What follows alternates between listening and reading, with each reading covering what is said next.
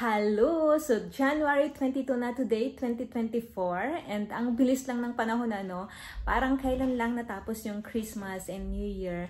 Tapos ngayon, 2 weeks to go na lang ay nasa February na tayo. So, Feb-ibig. Yan. And yung weather natin today, last week nagkaroon tayo ng snow ng konti. And this week, maulan siya uli. So, mahangin sa labas, malamig, at maulan. Kaya naman, start of the week, mag-grocery na tayo kasi kailangan nating punuan uli yung ating stock dito sa bahay. Lalong-lalo na kapag yung mga bata kailangan nila ng makakain. And syempre, tatry natin today na mag-grocery na hindi mag-i-exceed ng 100 euros. Kasi alam nyo ba, lately, yung mga groceries namin dito sa bahay, hindi ko alam siguro dahil lumalaki na yung mga bata. Yung mga groceries namin, umaabot na. Alis na tayo kasi hindi ko natuloy yung sinasabi ko kanina dahil kinausap ako ng aking asawa. Pero yung challenge natin is dapat yung grocery natin today ay hindi lalagpas ng 100 euros. Dahil nga mahal na rin yung mga bilihin dito and dahil sa inflation, ramdam na natin yung pagtaas ng mga bilihin and at the same time yung mga bata ay lumalaki na rin at marami na rin silang kinakain. So lately, madalas more than 100 euros yung nagagastos natin every week. So dapat itry natin today na hindi lang magpas ng 100 euro. Yun yung kung kakayanin natin. Anyways, so see you later guys.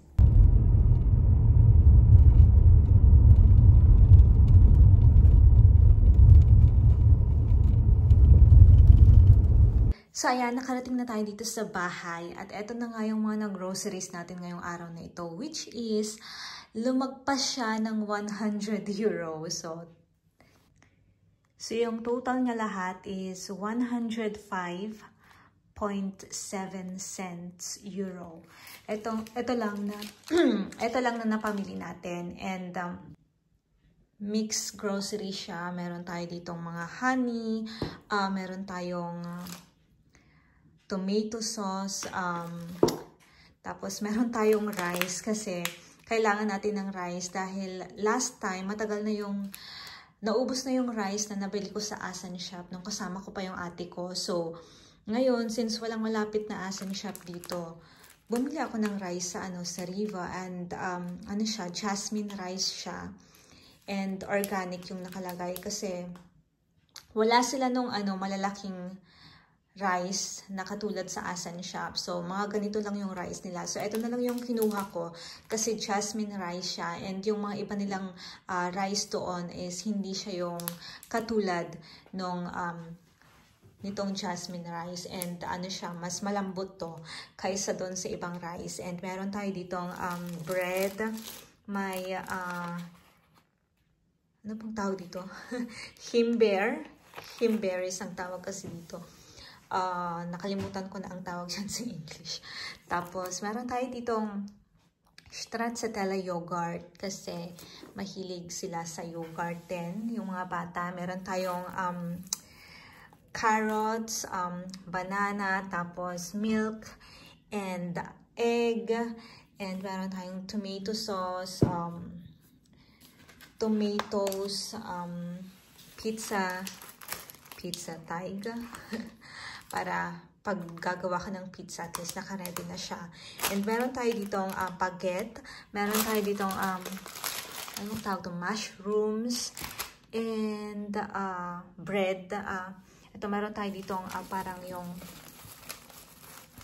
moonkuchen, ang tawag niyan. Basta ditong meat na nabili. Pero, yun. So, yan lang yung nabili natin for over 100 euros. Meron pa pala ako sa kabilang grocery bag yan. So, meron tayo ditong panglaba na sabon. So, ito yung ginagamit natin. Panglaba. And meron tayo ditong para sa hand wash. Yan. Tapos, may strawberry tayo dito or strawberries. And meron tayo ditong bumili ako ng toothpaste para sa aming bunso. Dahil siya, meron siyang designated na na year dito. Para sa mga especially for kids. Yan. And meron tayo ditong peanuts na roasted peanut siya. Hindi siya yung nilaga na peanut. Actually, walang nilagang peanut dito. Pero ito masarap din siya na snacks yan. So, roasted